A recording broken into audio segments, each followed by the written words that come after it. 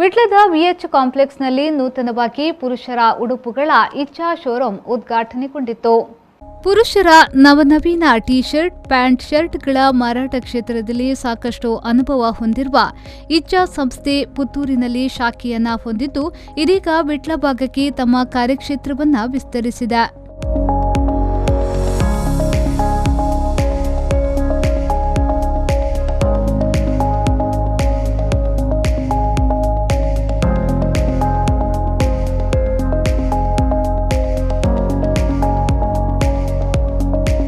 ನೂತನ ಶೋರೂಮ್ ಅನ್ನು ಸಯ್ಯದ್ ಹಾದಿ ತಂಗಲ್ ಅಲ್ ಮಜೂರ್ ಮುಗ್ರಾಲ್ ಕಾಸರಗೋಡು ಅವರು ಉದ್ಘಾಟಿಸಿದರು.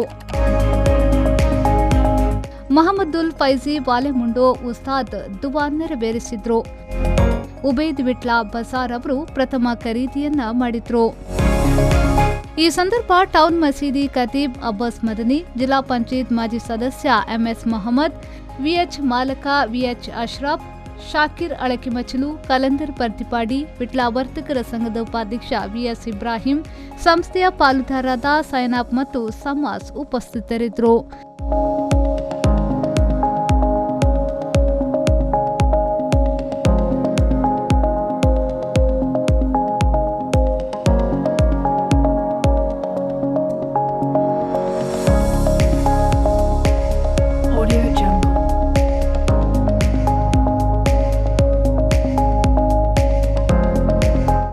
ಮೊಹಮ್ಮದ್ ಅಲಿ, ವಿ4 ನ್ಯೂಸ್, ವಿಟ್ಲ.